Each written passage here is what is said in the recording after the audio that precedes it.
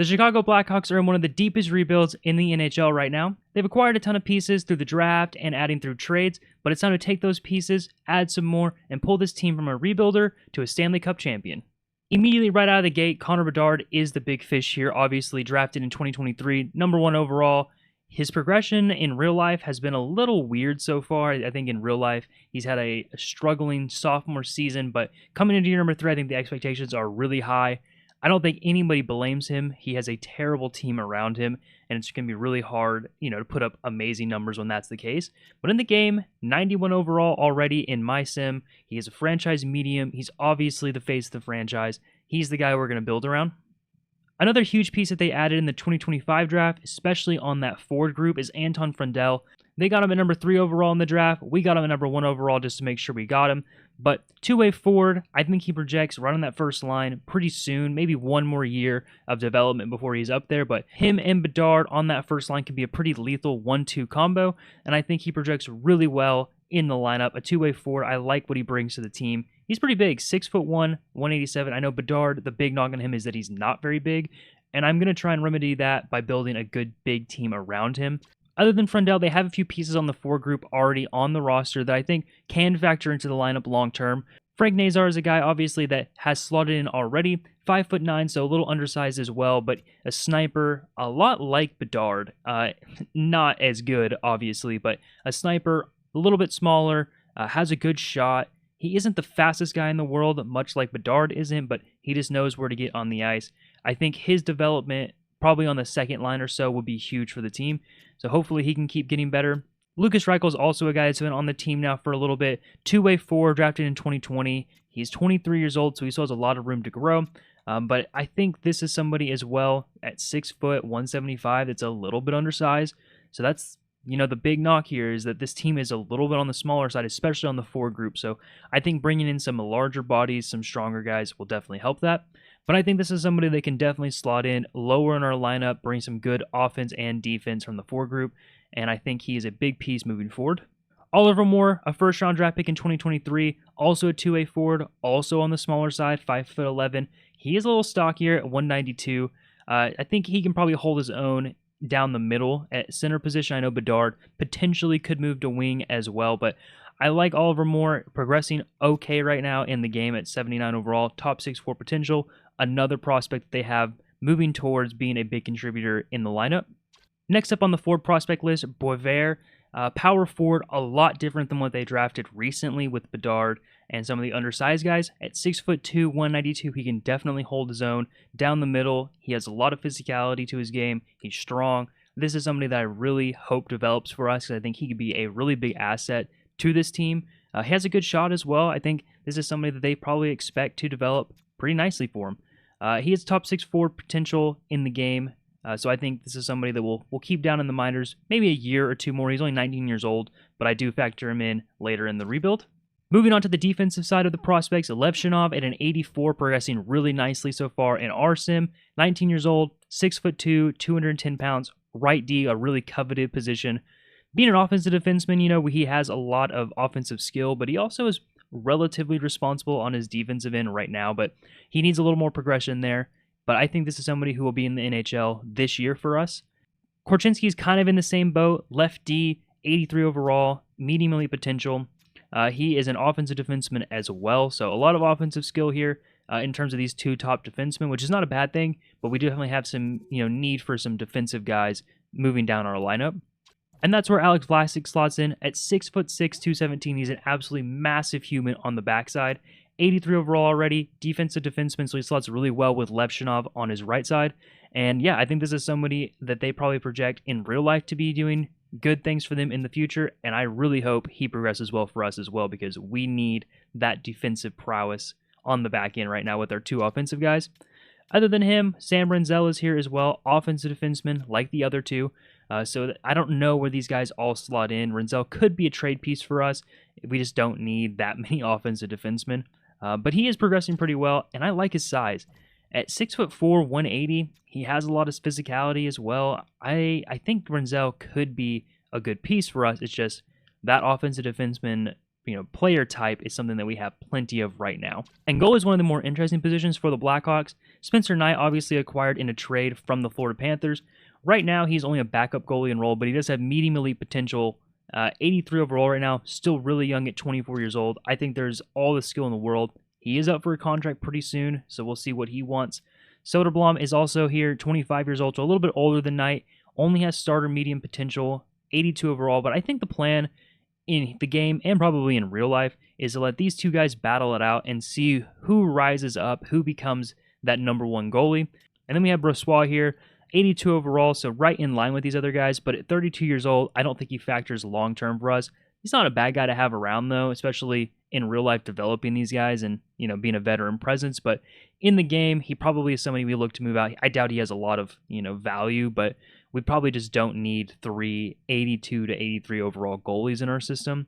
And that is what the future of the team looks like in terms of prospects. Obviously, there's a ton of trade pieces here.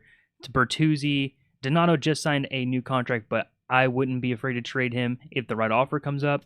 Burakovsky as well, they just acquired from the Seattle Kraken. He's somebody that I could trade. Dickinson, Teravainen, Foligno, all these guys I'm looking to trade in the future, if not right this year. Trade deadline this year should be very interesting. Drafting is going to be a huge part of this rebuild. Something I really haven't done yet in terms of my rebuilds at the Islanders and in the Vegas Golden Knights series. But I will be doing a lot more drafting this time, a lot more developing of these prospects. I think this team is a little bit further away than those other two teams were. I mean, we kind of had a weird pseudo rebuild with the Islanders, but this team is fully fledged rebuilding right now, so it should be a lot of fun to sell these pieces off, get valuable assets, prospects, picks back, and make those picks and develop this team in the future. We really don't have a lot in terms of free agency. In real life, it's kind of wrapping up at this point. All the big names are off the board. So we'll go ahead and sim forward to the beginning of year number 1. We should be pretty bad. I don't expect us to be very good at all, but trade deadline day should be a lot of fun. And then obviously next year's draft is something I'm looking forward to a lot. We can go ahead and look at our contracts, though. Obviously, there will be some re-signing that we want to do. Number one priority, and this entire rebuild priority, is going to be re-signing Connor Bedard.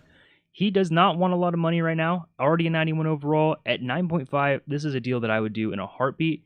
But we might be able to pull off a little bit more here if we add some clauses in. Maybe even get an 8-year deal, which I think is probably more realistic in real life. He's going to want a lot of money in real life as well. But we might be able to push Bedard lower, maybe into a negotiation, and see if we can get him for a really, really good price moving forward.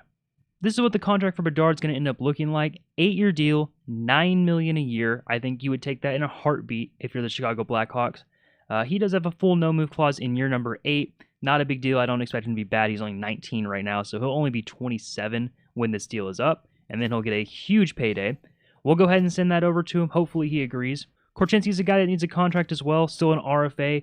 He does want 5.2. Him being an 83 overall right now, I'm not entirely sure he's going to develop. He usually develops pretty well in the game, but I don't want to hand this out quite yet. We'll let him develop a little bit more, and it might end up biting us a little bit. We might have to offer him a little bit more. But being an RFA, we have a little bit of leverage here, and I think we can just wait later in the year. Maybe at the trade deadline we take a look at it, or potentially after the trade deadline.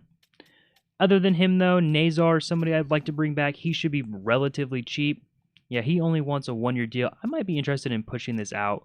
Maybe a 4-year deal to eat up his, RFA status and have it expire then. He does want 1.75.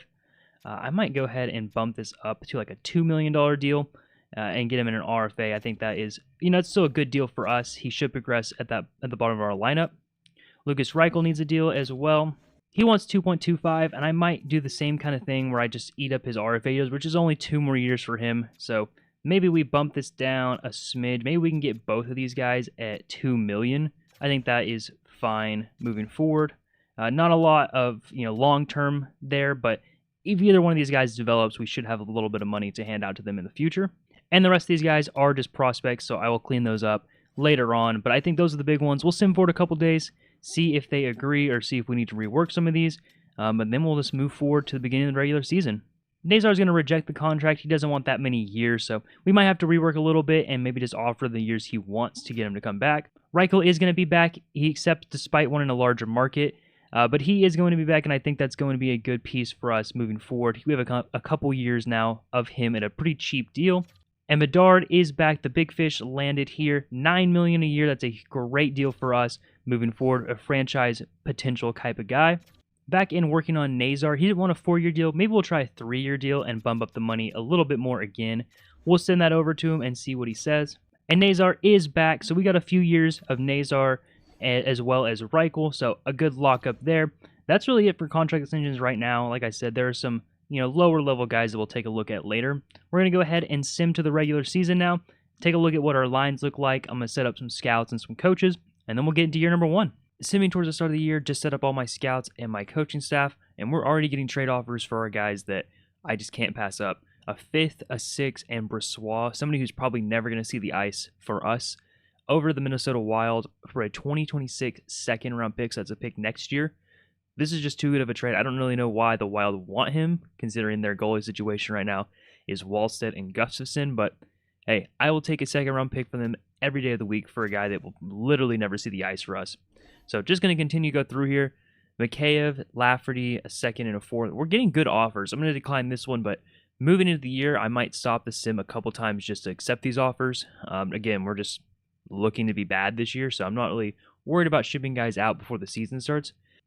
But the next time we roll up will be the beginning of the year. We'll look at our lines, we'll look at what our team looks like, and then we'll send towards the trade deadline. Here are the lines for year number 1. We have Bertuzzi, Bedard, Teravainen on the first line, trying to bump some of these values up with Teravainen hopping up here as a playmaker. Burakovsky, Donato, Mikheyev on the second line. Reichel, Dickinson, Nazar on the third line. Reichel's development's coming along okay. He's up to an 83 overall. Foligno, Boisvert, Moore on the fourth line. Boisvert's development's coming along nicely at only 19 years old, cracking the NHL lineup at an 80 overall, so that's really good to see. Excited for these two guys as they are rookies. They'll be competing for that Calder trophy against each other. But I think our chemistry is looking okay. The lineup actually doesn't look that bad. We're not too weak down the middle. 92, 86, 84, and 80 as the overalls is actually pretty okay. Our depth is okay. Lafferty at a 78 could slot in here. We are going to start moving some of these guys out, and maybe even before the trade deadline, so this team will get a lot worse as we move along. Again, I'm just not expecting to be competitive this year, but this is an okay lineup. We might actually win too many games if it stays like this, so definitely looking to move guys out. On the defensive side, Vlasic and Levshunov on that top pair, and Levshunov coming along really well at an 85 at only 19 years old. Korchinski on the second line at an 85 with Murphy, and then Sam Renzel at an 80 and TJ Brody on the third pairing. So a lot of young guys. Again, I've mentioned this before, we have 3 offensive defensemen, so we're going to have to keep them separate probably. Usually not great to have them all paired up together, but if things, are going okay, Korchinski could slot up and play with Levshunov. I think these guys could still make it work. They're just both offensive defensemen. And then on the goalie side, Spencer Knight up to an 86 overall. He will be getting the starter position over Soderblom. He's just a little bit younger and right now a little bit better. So these are our 2 goalies. Again, really not a bad goalie tandem either here. Slager is here. He was pushing the lineup last year, and he probably will come up at some point this year to replace the trades that we make. Ryan Green is another prospect at 21 years old, a second-round pick a few years ago. Frondell's going to slot in on the second line. He's obviously our big fish here in the AHL. Going to try and get him some development for a year or so. And then looking at the defense, Nolan Allen is here as well, 22, plays both sides. He definitely could come up as a defensive defenseman at some point as well, probably as a depth player. Crevier, also at 24 years old, plays both sides as a defensive defenseman. So these are kind of our 2 depth D guys right now that will come up and play that 7D role, or if we make any trades, which I'm sure we will, they will come up at some point as well. So a lot of guys going to be on the move this year. A lot of movement's going to happen on our team, but I am excited to see what we can get done in year number 1. Here at the trade deadline, and we have been bad. Have we been terrible? Probably not. We haven't been as bad as we probably should be. 60 points so far, 27, 30, and 6 is the record. That puts us second to last in the division. The Utah Hockey Club is at 55 points. Looking at the rest of the league, though, there are some bottom feeders here that are well below us in terms of the race for the first overall pick. Sharks at 39 points, Canucks at 45 points. In the Atlantic, the Canadiens, the Sabres, and the Red Wings are all below us at 56, 51, and 51. So we are not quite at the bottom. I say we're somewhere in the 5 to 8 range right now in terms of the lottery draft selection. But I think we can get a little bit worse here. We'll be shipping out a lot of guys. We do have some contracts. I'll take a look at them now, and we'll just kind of highlight some players that definitely need to move out, some players that we could move out, and then probably guys that we don't want to move out at all. Looking at guys that we need to move out, Dickinson and Mikheyev are the two big ones. They both are on the last year of their deal. If we don't move them out now, we really don't have any value for them moving forward in the franchise, so we definitely need to trade those guys. Foligno can go as well in the last year of his deal. Murphy can go. So that's 4 guys already, pretty big pieces. TJ Brody, also in the last year of his deal, he can go, so that's 5 pieces. We're going to be moving out a lot of guys here. Lafferty is well down at the bottom. I'm not sure what his value will be. He's been a depth piece for us. Some guys that could go, Burakovsky is nearing the end of his deal. He only has 2 years left on it. Teravainen in the same kind of boat, 2 years left on his deal. Bertuzzi has 3 years left on his, so he's not somebody we have to move out right now, but if a good deal is there, I'll take that as well. Korchinski needs a contract, and I think that is probably going to be a big priority. We'll take a look at what he wants right now. 5.9 for the next 5 years. He is up to an 86 overall, medium elite potential. I might actually just go ahead and send this over. Maybe we can do it a little bit down, maybe like at 5.8. But 5 years is a good deal for us. At 21 years old, that'll put him around in 26, 27 range. So it's kind of a bridge deal. He'd be looking for a big payday when this is up. But I like this deal for this is a potential first-line guy that we could get in the $5 million range. I think that is a big steal.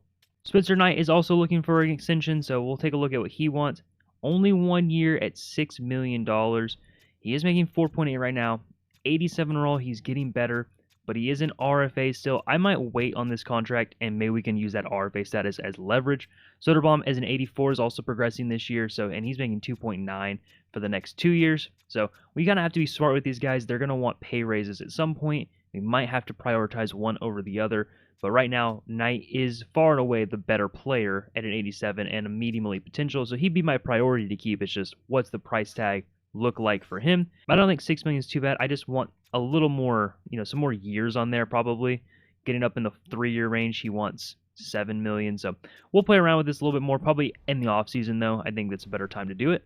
Here's the first deal of the trade deadline. Mikheyev and Murphy expiring contracts, both at 50% retained, over to the Rangers for a first-round pick, and they will accept that.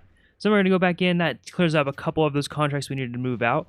I am looking for later picks. That was a pick next year, not in this year's draft. We're pretty stacked right now on this year's draft, so I want to get some more ammunition, not only for drafting next year, but to trade for players as well in the offseason and next year's deadline. So that ended up being it for the trade deadline. There were a couple deals that I just couldn't get done. Jason Dickinson was one of the guys I wanted to ship out on the expiring deal, but just couldn't find a good deal to work. We were up against the cap floor, which is a little tricky to work with, but we had a first-round pick addition, so that is good for a couple years from now. Good ammunition to either draft or trade with. But we're loaded on the draft this year. I think we have 4 second-round picks, 2 first-round picks, so a lot of capital. And a lot of good players in the draft. Looks like a pretty strong draft class that I've been scouting. So we'll move forward down to the end of the year, get this over with, look at see where our draft position is. We should be pretty high on the draft position. Our team should be pretty bad. And yeah, we should have some good picks coming in this next year. And Korchinski is accepting our offer. He is back for the long term. It should be a 5-year deal, so a bridge deal for him, but good for the rebuild at a really good rate. I think it's $5.6 or $5.8 million, so that's good. Just simming out the rest of the year here. We'll jump back in at the end of the year, take a look at our stats and all that fun stuff, and then we'll get ready for the draft. And here we are at the end of the year, not nearly as bad as we should have been. 78 points is going to put us 3rd from the bottom in the division, and not anywhere near the bottom of the league as we sort by points here. Obviously, the Oilers are going to take home the President's Trophy. Panthers right behind them at 121. Avalanche, Lightning, and Jets round out the top of the league. Sorting the other way now, the Sharks at 55 points are your favorites to win the number 1 pick, followed by the Canadiens, the Red Wings, the Canucks, the Penguins. So we will be all the way down here, probably in that 8 to 10 range. Now we'll see where we jump in the lottery, see if we can go up, but that is where we're at right now. Not afraid to move up in terms of draft position.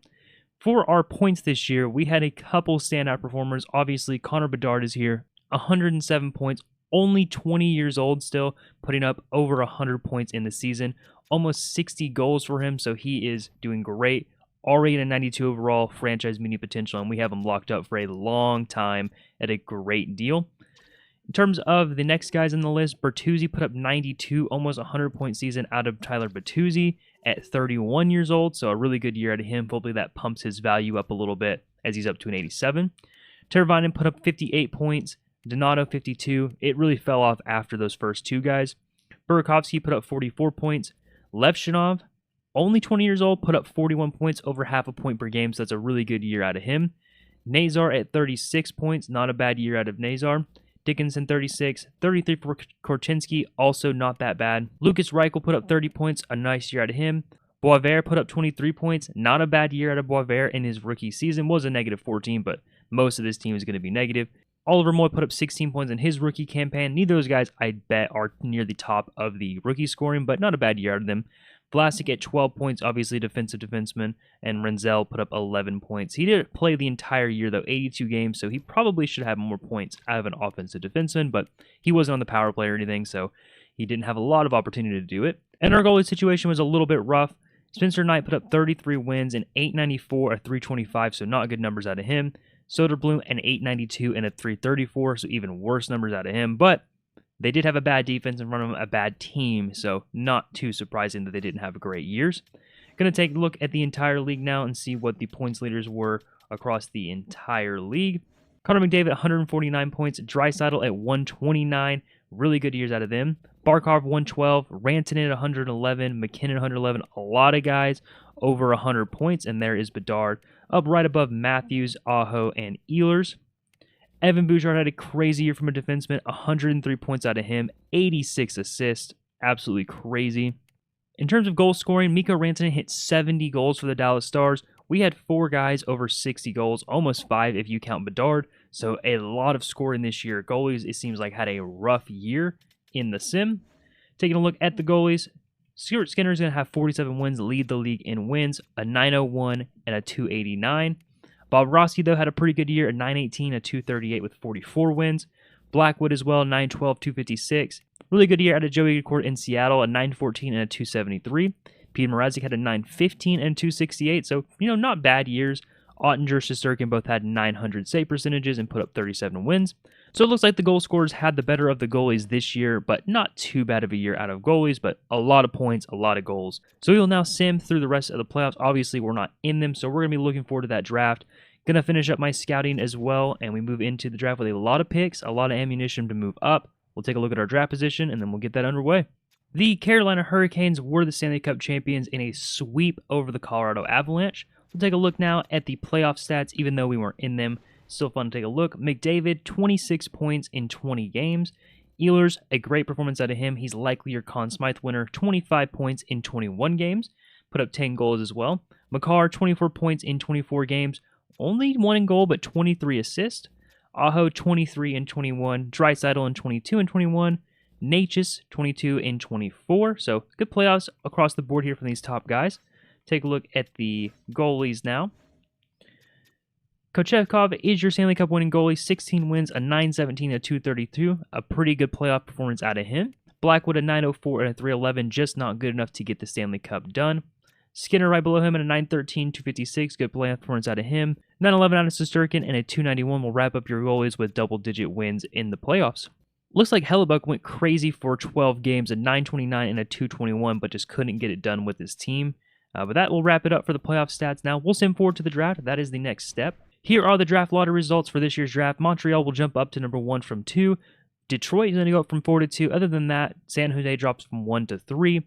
Looks like we're going to stick at 10. I'm not afraid to move up in this class. We'll take a look at what we have for the prospects in here. If there's somebody that I like, I'm not afraid to move some of those second-round picks. Like I said, I have 4 of them, so a lot of ammunition to jump up in this draft class and get a good player here. This year's draft class is capped out by Gavin McKenna, obviously number 1 overall pick for sure. Franchise medium potential, looks very good as he always does in this game. A+ shooting, A+ puck skills. I'd love to get up and get him, but I just don't think we have, the capital to move up, and I don't really want to spend that much capital for one player right now to go from 10 to 1. Moving down, though, we do have some interesting guys. Lindholm here is a center left wing. He is a sniper, so we already have a sniper, but he's a gem, so he might be somebody that's really good. Kang, I think, is interesting, a two-way forward, a left wing as well. Offensive defensive here in the 4th overall slot. I don't think we're looking for another offensive D guy, so if this was maybe a two-way defender or maybe even a defensive defender, I would take a look at him. Rubric here as well, a mediumly potential two-way forward on the left side. Beltez is a guy that I have my eye on, though. Power forward, he's a mediumly potential. I really like the way his strengths are, size and skill, size and strength. Pro release, he's a big guy with a good shot. He would play probably on the left-hand side at the top lines where he projects, but 1-year ETA, I don't think he's too far out, and we could move up to get him. Again, let's hear also a sniper, so I'm leaning towards playmaker at some point, but there really are no, good playmakers in that medium elite potential range that I would move up to get. We could stick and pick and take Soleil. He is a playmaker, top forward 6 potential, only a couple years out, but I would like to get a medium elite guy here if I can, with the ammunition we have to move up. And we are going to move up. It's going to be the Buffalo Sabres in that 6th pick. It just took a late second rounder for us to move up there. So we'll go ahead and sim to that pick. Like I said, Belchet's is the guy that I think I'm going to take here. I'll take another quick look around just to make sure nobody's jumping out to me. Somebody like Torres possibly. 1 year away, Victor Hedman play style. A good puck mover, has a pretty good shot at A- as well. This might be a guy that would be interested in taking as well. So I'll compare the two, and then we'll make our decision. And our selection will be Ethan Belchet's. I just think the size and the skill on that left side would be really nice to pair with Bedard or a second liner. So he is 74 over right now, power forward. I might even attempt to trade up. We do have another first-round pick here later in the draft from the Florida Panthers that we could trade away. It's 28, so not the very end. See what we can get done here. We might jump back up and try and get that other guy, the other defenseman that is lingering around now in that selection. Jumping back up in the draft now, it will be a first and a couple seconds to move into the 8 slot from almost at the end of the first round. So the plan here is to sim forward. A fun draft story here as they pick Joe Iginla. The Utah Hockey Club will now have both the Iginla brothers, Joe and Tej, so that's a lot of fun. But we're going to jump in and we're going to take that defenseman. Somebody I think really that can round out our decor here. Only a year away, Torres, medium elite potential, plays the left side. Similar side of Victor Hedman. If he turns out to be Victor Hedman, we'll be very happy with this pick. So we'll go ahead and make that.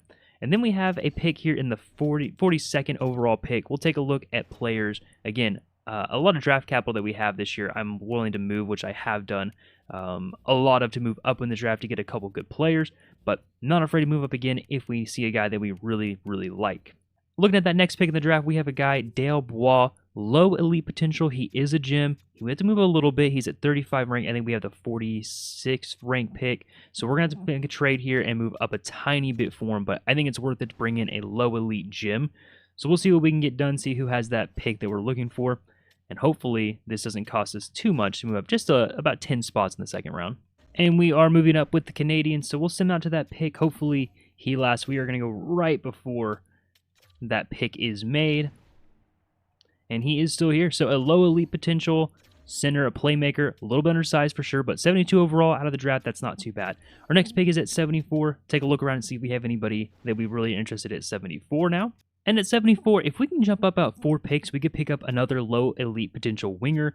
It's going to be Tate Newble. He's a two-way forward. Pretty good skills here, a B, B-, B for senses. Overall, obviously he is going to be a third-round pick, but I think there's a little bit to work with here, especially with that potential at low elite. So we'll try and make a trade as well to move up about 10 slots here in the third. And just to be safe, we'll jump up to the second, so it was our pick and then a prospect. We're going to pick up a fourth next year as well, just to balance that value out. Moving up to 60th overall now, we're going to decline that. And we're going to be trying to get our guy here, another low elite potential. He is still here. Right wing, low elite potential. Should be a few years away, so he might be a pretty low overall. Yeah, 65, but I like what he has to offer us.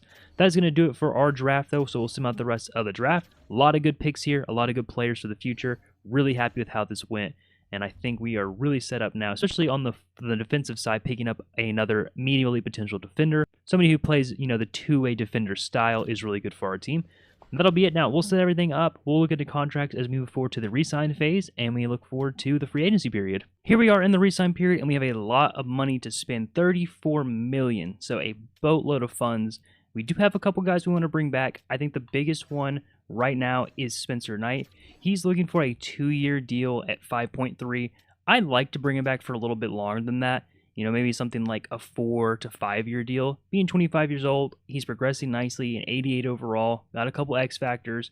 We might have to get a little creative with this to make it work. So maybe like a 4-year, $7 million deal. Give him a little under what he's actually wanting there, and then we can adjust from there. He doesn't love the organization, as you can see, but I think this should be good enough to get him to come and sign for 4 years. There's a little bit longer term, take him to his 29-year-old season. That'll put Soderblom as the backup. He's just not progressing as well, a little bit older, and he'll need a contract next year. So it might get a little dicey in terms of the backup situation next year, and we might have to trade Soderblom just somewhere else. Comesso here, I'm going to qualify him. He wants a one-way contract, and I just don't have an avenue for that right now. But potentially next year he could grow into that backup role, or we can trade him after he's qualified.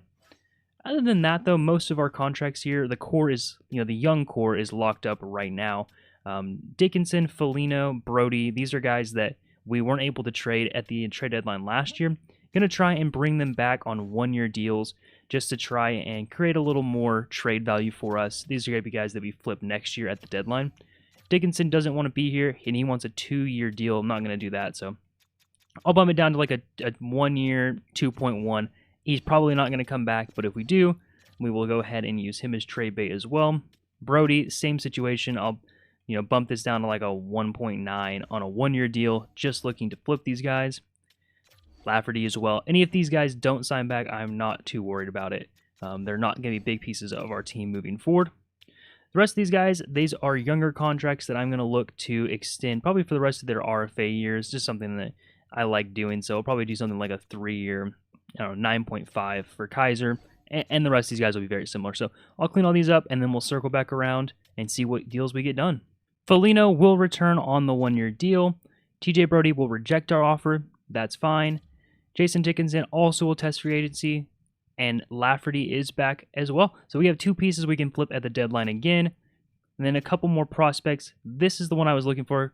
Spencer Knight is going to reject it. He wants to be on a team that's vying for a Stanley Cup. That's probably not us right now, but we will go ahead and maybe improve the offer a tiny bit and see if we can get him to stick around. The other guys, these are all AHL guys right now, so I'm glad they're all accepting. We'll hop back in, improve the offer, and see if we can't get him to sign. We are going to go ahead and go up to what he wants on the deal, which is 7.25. Going to throw in a no-move clause, which I had on that last deal as well for 4 years. Just trying to get a little more stability out of his position, so he'll get back to me later tonight. We'll send for it a couple days and see what he says.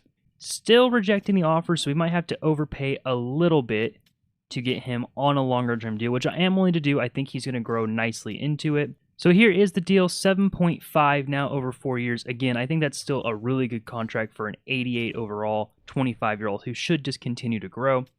Sim a couple more days. Hopefully this is enough.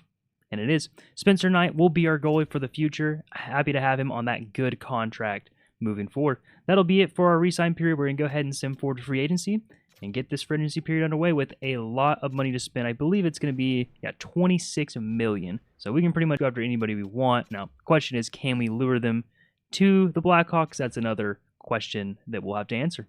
The free agency class this year is a little bit underwhelming. Kempe, Eberle, and Patrick Kane round out the top of the class.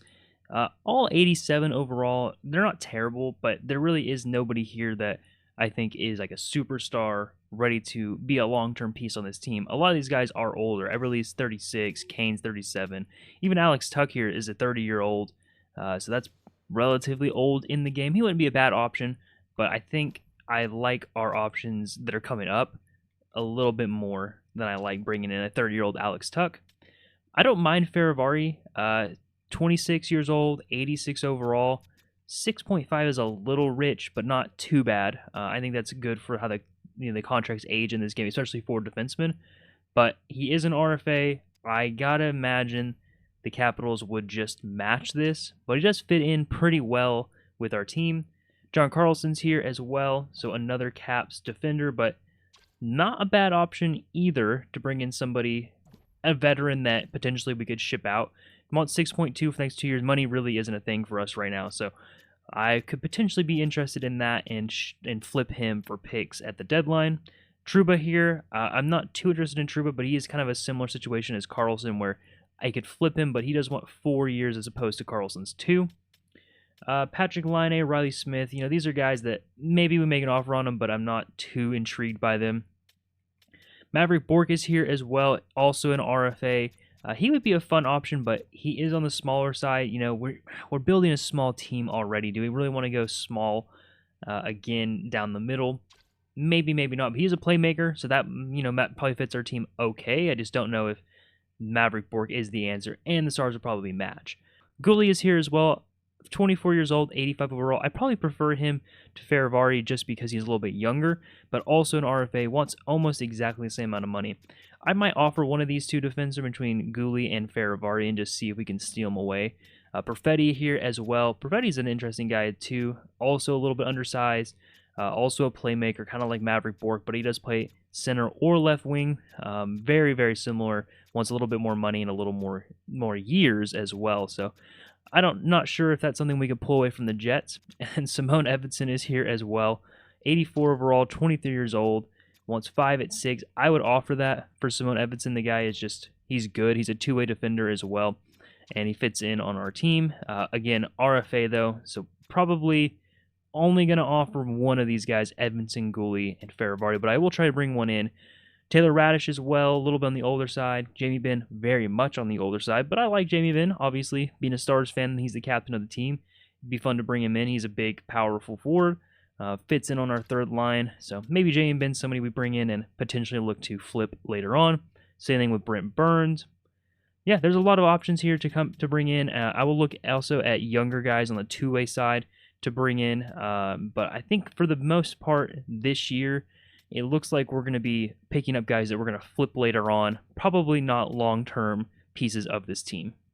The goalie side of the market is actually very interesting. Gustafsson is here as a UFA, 88 overall, wants 8.6. Obviously, we aren't looking for a goaltender with Spencer Knight locked up, but Gustafsson, Markstrom, Skinner, these are starting goalies, starting caliber goalies. Talbot's even here. Sam Ayerson on the younger side is here.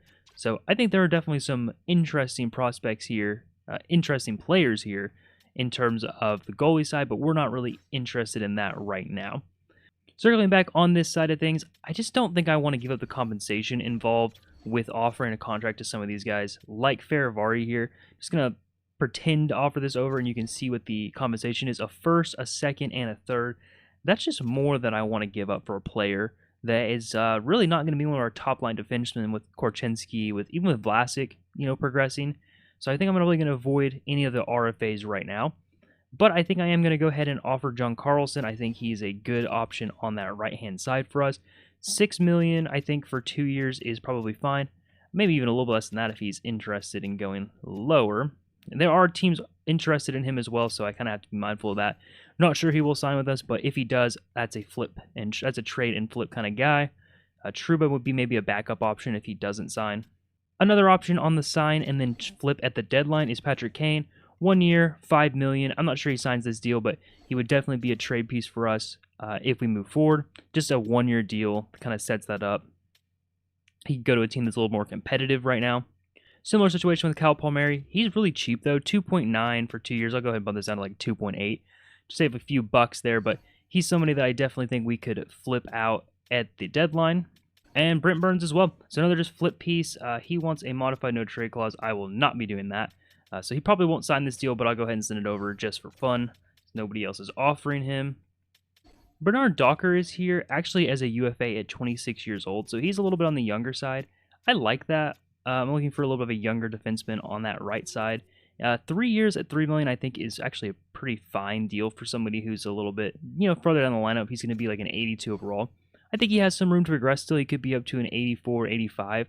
And by the time our other guys start coming up, he could definitely be a trade piece as well. So just trying to set myself up to have trade pieces in the future as well as right now. Bobby Brink, I'm sure, is an RFA. Yeah, he is.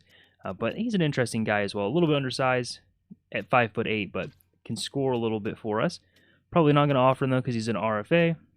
And that might be it for the first wave of players that I'm offering right now. We'll come back through and see what contracts are agreed to. Those contracts in now is Bernard Docker, Brent Burns, Palmieri, Carlson, and Kane. So a lot of flip pieces for us here, but we have a lot of money we need to spend, not only to get up to cap floor, but also just in general. So we'll go ahead and advance a couple days now. We are getting some trades. It's not a bad trade for Sam Lafferty, a second-round pick and then a third. I'm going to go ahead and decline it for now, but we'll send for a couple days, see who signs with our team, and then probably look at our re-signings as well, as we can maybe get somebody taken care of before the season starts. Bernard Docker has signed on, so that is a good, pretty young piece at 26 years old. Hopefully we can develop him a little bit. Brent Burns is not going to. Kane will also reject. Kyle Palmieri is here, though. He will sign on. And then John Carlson's going to sign with the Sharks. So not a big deal. I mean, we had some guys to sign on, so that's not too bad. We'll jump back now into free agency and see who is left over. Still have $22 million to spend, so we have plenty of money. With the money that we have, I will go ahead and offer Patrick Kane a little bit more to see if he's interested in joining, maybe 5.1 for 1 year. I doubt he joins. I think he probably knows the writing is here that he's a trade piece for us, not a big-time, contending piece. Kempe is interesting to me at 4 years. 7.4 million really isn't that bad, and he could be somebody that plays on our second line for some scoring. And also with the no trade clauses, if we offer him without trade clauses, he could be a big trade piece later on. He wants trade clauses, but I think at this price point for his age, for my team specifically, I think I would gonna have to need no trade clauses so I can be open to moving him later on. Interested to send this over though, and to see, I'm bumped to a 7.5. See if he's even interested in this. That would be a interesting signing to say the least. We could definitely flip him later on. And kind of the same thing here with Burns. I'm going to bump up the money a little bit and offer him a 50% modified no trade clause. Just, I need some options to move him because I likely will later on. 2-year deal for him though. I don't know if he'll sign that. Just looking down at defensemen, we definitely do need another defender. Probably somebody who plays both sides. Cam Fowler's not a bad option. 1 year, I'll go ahead and send this over. He has somebody else bidding for him so that he might choose them instead. But again, a guy that we could definitely flip at the deadline if we need to. JJ Moser is an RFA. I would like to bring him in, but just not going to give the compensation required for that. Cam Fowler is going to sign with the Lightning, so he's not on our team. Britt Burns still isn't signing on, so we probably need to move on from him. Kane as well isn't going to sign. So going to have to be a little tricky with it to get up to the cap floor, maybe offering a lot of money to some guys. I definitely want to be able to ship people out and not have to worry about retaining money and making sure we don't go below the cap floor later on. So right now we have 22 million in cap space. We definitely need to spend some more of that. Do we go back to the well on Patrick Kane and see if maybe offering him a ton of money gets it done? Probably is their best option. Maybe he'll sign on for something like 6.25, maybe up a little bit further than that, 6.3. We'll send that over to him. Again, we just need to spend money and have pieces to move and be able to move pieces without hitting the cap floor. And we definitely still need winger positions. Right wing specifically is something we need. So just looking at our options going on the board there. Going to also send an offer over for Torpachenko. He's a young guy, pretty young, 27 years old. 2 years at 1.7 is probably fine. I don't mind paying him a little bit more right now. And he'll be kind of our bottom line, big guy. He's a power forward, like his physicality. Kempe is going to reject our offer and go to the Capitals, so having a tough time signing people right now. But we will keep at it. Again, lots of money to spend. With Kempe going to the Capitals, we're going to hop in on Oliver Borkstrand. He's just a kind of a lower value player here at 85 overall. 31 years old. I definitely don't want him for 4 years. I'd take him for 2 and pay him quite a bit of money to sign on. Again, need to spend some money here, so maybe something like, I don't know, 6 million, see if that's enough for him. And for our depth defender, I think Brent Kulak is fine. We'll go ahead and offer him quite a bit of money as well. Over 2 years, I'm not too worried about that at 3 million. So we'll send all those out. Looks like Kulak signed on immediately. I must have skipped past it really quickly, but Kulak is here. And we'll just him a couple more days, see if the guys that we're offering money to right now will sign. Borkstrand is going to go to the Flames, and Patrick Kane has signed on, so that's a good one. He is making a lot of money for us, so hopefully he is a piece that we can flip still at the deadline. That takes us to 14 million in cap space. I think maybe one more deal, paying above market value, would shore us up for getting the cap floor. So maybe another defender or possibly just another depth piece on the forward group. I don't want to block any of our young players, so these are guys that I'm signing that potentially could just sit on the bench for us. But I think it looks like probably Gus Nyquist is the guy here at 83 overall. Wants a 2-year deal. I'll go ahead and offer him maybe $2 million here, and he accepts. So that should do it for our team now. In terms of free agency period, really not a lot going on in terms of long-term deals. This is going to be a weird team in year number 2. A bunch of guys that I probably don't want long-term, so we'll have to make trades. But I needed to get to the cap floor and be able to trade people without having any issues at the trade deadline. Now looking at contracts to re-sign, Levshunov is the big one. We'll see what he's looking for. 6.5, again, is not bad. He will be an RFA at the end of this as well, so that's really, really nice in terms of leverage. 20 years old, still so young. I would be very interested in doing this deal, just exactly as he wants it. 6.57, I think, is very good. So we'll go ahead and send this over. Again, RFA at the end of this, so that gives a little more leverage, and he immediately accepts. So that's Korchinski and Levshunov both locked up, both signed for pretty long term. Neither one of these guys was like an 8-year deal, but, 4 or 5 years at a pretty good AAV. 6.5 for Levshunov is very good. 5.8 for Korchinski is even better. So I'm really liking the way that is stacking up. Again, these are just both offensive defensemen, so they probably can't play together. We'll need to pair them up with some strong defenders moving forward. I probably don't want to offer contracts right now to Teravainen and Burakovsky. Those are guys I'm probably going to move at the deadline, so no reason in dragging extensions out for them. And then Renzel is somebody I would also like to bring back. Take a look at what he wants. $2 million for 2 years. I don't think that's too bad.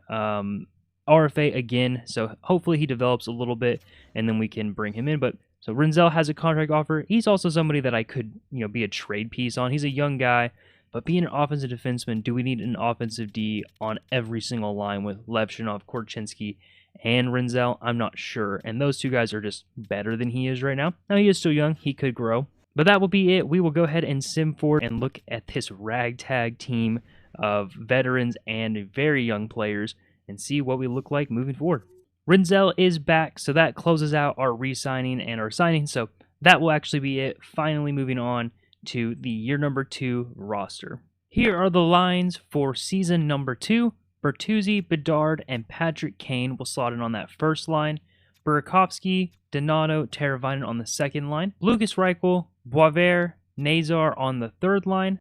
Really like this third line of young players developing nicely. Oliver Moore will slide on the fourth line, Foligno and Palmieri alongside him. On the defensive side, Vlasic, Levshunov on that first pairing, looking for a big development year out of Alex Vlasic. I'd say he is on the hot seat right now. Korchinski, Bernard Docker slide on the second pair, and Renzel and Kulak on the third pair. Looking at our scratch players, we have Nyquist and Torpachenko, so I think those are good scratch players. It definitely gives us the ability to trade a couple of these guys and not be in the hot seat in terms of playing like AHL guys. Speaking of AHL guys, we have a couple here that are really close to making the jump. Frondell and Doc both at 79. Lafferty's in here as well. Slager's obviously still at a 79, hanging around in the AHL. And our defense on the AHL side is looking pretty good. A lot of 78, 79 guys that are really close to making that jump. And then our younger guys on the bottom pairing. I would say Frondell probably makes his debut this season after we ship a couple of these guys out. Belchetz is still playing in junior, so he probably takes a little bit longer to get up. But other than that, I think our young guys are coming along okay right now. Reichel, Boisvert, Nazar, these are 3 young guys that are developing pretty well. I'd like to see a little bit of growth out of Oliver Moore and Vlasic, but Levshunov at an 88, Korchinski at an 86. These are 2 young guys that are coming along really nicely on the defensive side. We'll go ahead and sim forward now, going into year number 2, probably go towards the trade deadline. I might stop a little bit before just to give myself some time to trade some of these guys out, or if any good deals pop up, we could take those, but there is a lot of player on our team that I am looking to ship out for assets.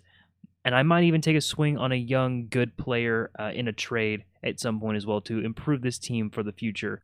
This is a trade that I was referring to earlier that I just couldn't pass up if I'm simming through.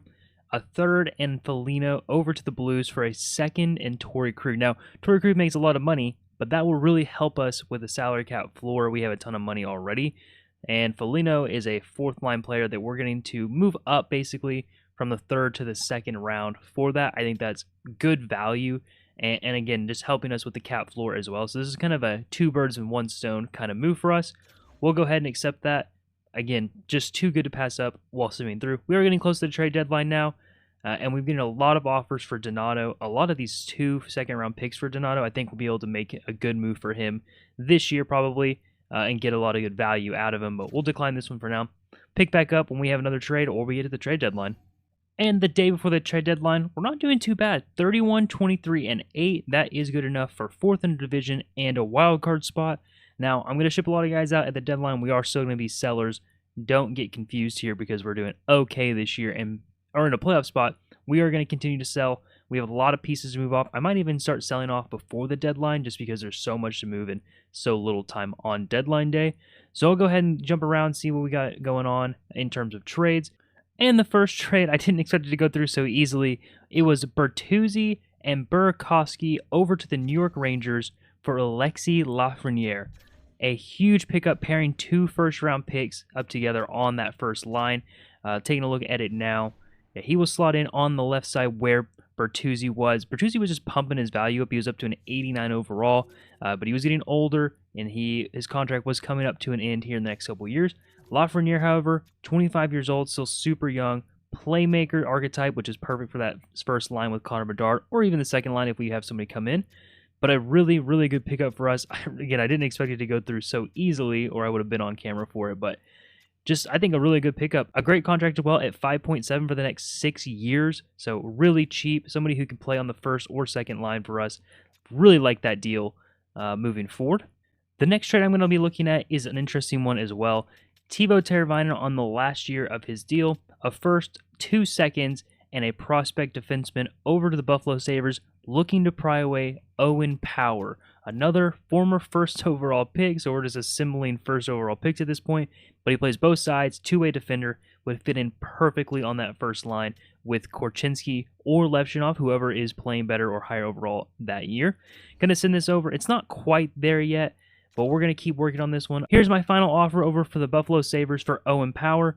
It's going to be a huge deal. Rinzel, Teravainen, 2 first-round picks, and a prospect.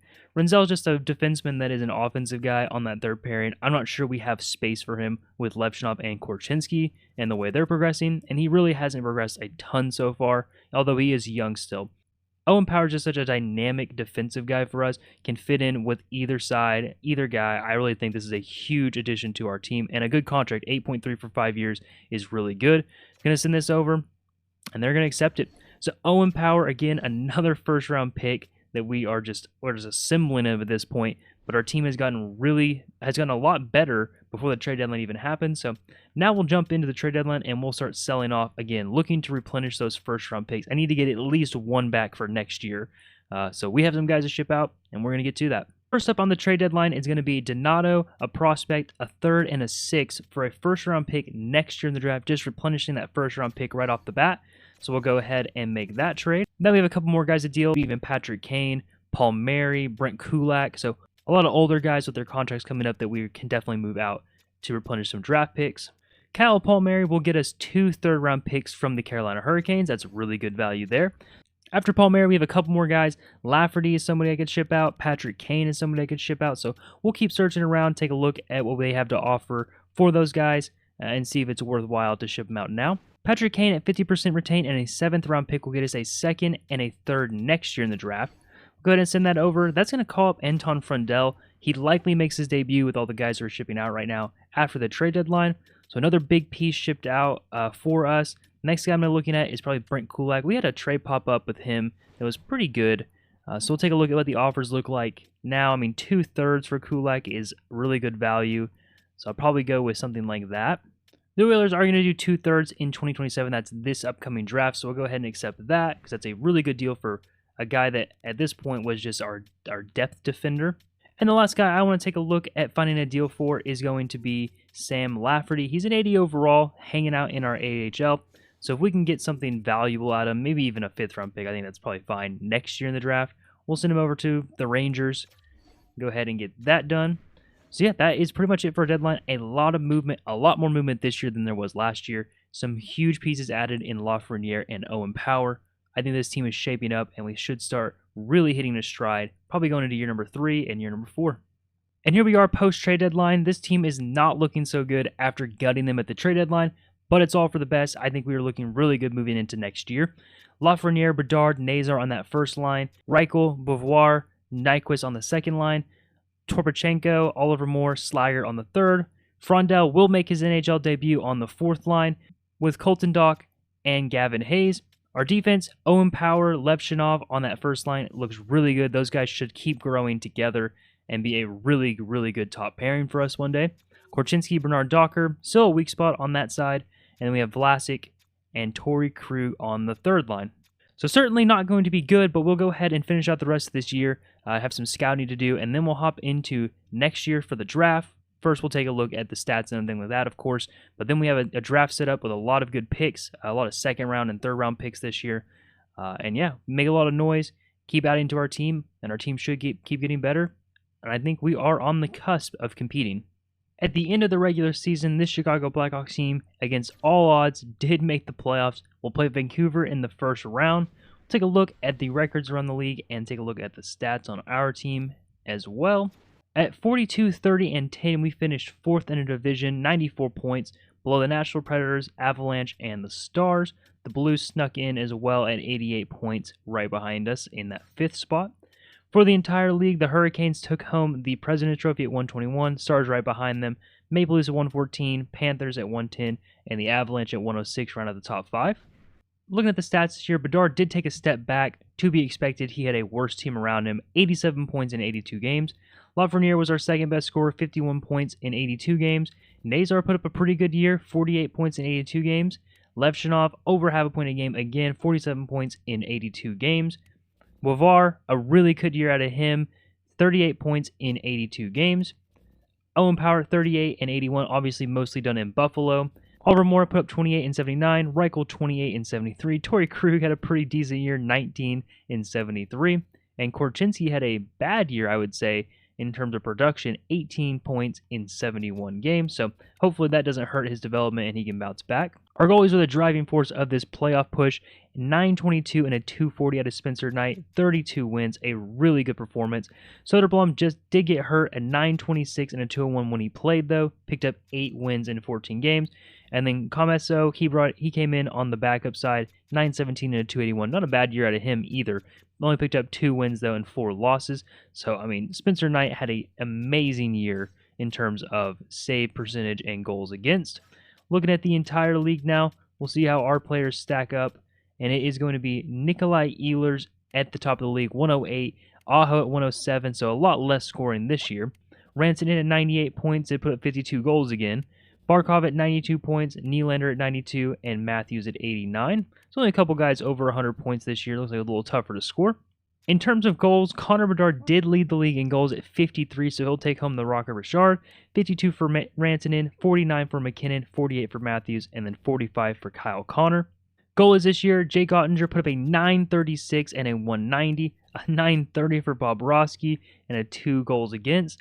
Kochepka put up a 914 and a 250. Blackwood at 937. The goalies got the revenge this year. A absolutely crazy year in terms of save percentage and goals against. And that'll do it for the stats. We'll go ahead and sim through these games.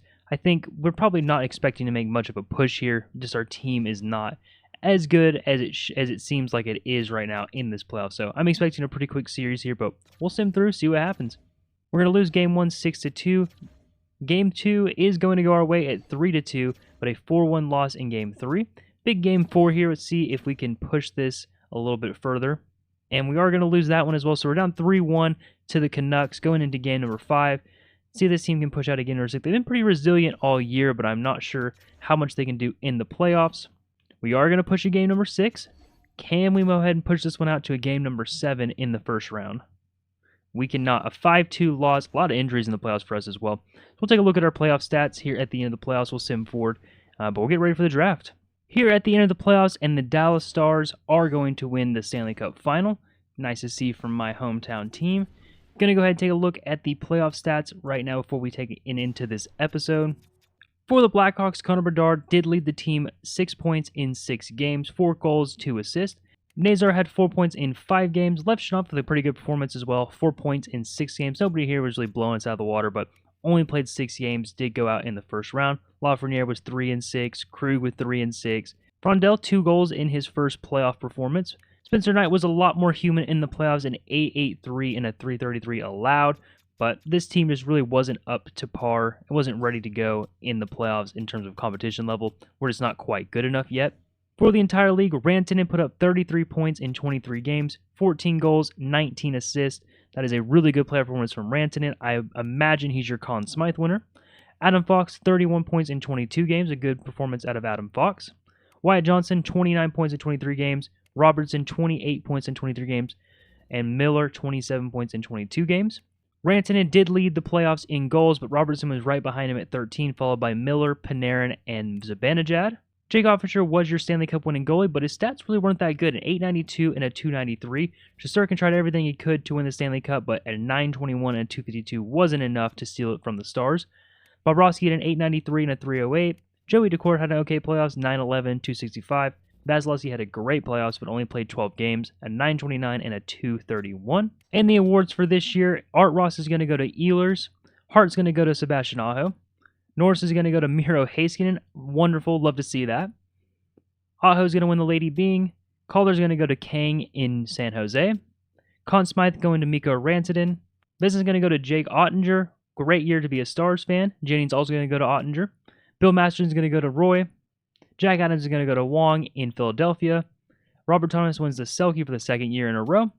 Ted Lindsay's going to go to Rantanen. Rocky Richard goes to Connor Bedard. And that is going to do it for episode number 1 of the series. We do have some draft picks to make. We have some signings to make as well before we hop into free agency for episode number 2. Going to start tackling seasons 3 and 4 in that episode. Yeah, I'd say a good building block here the first couple of seasons. This team is obviously a long ways away in real life, and we're starting to put the pieces together. Things are coming really nicely for us as we move forward. If you like the video, make sure to hit like, and don't forget to subscribe so you can catch all my rebuilds just like this one on my channel. Just finished up the Vegas Golden Knight series. You can catch that one in the same playlist as this.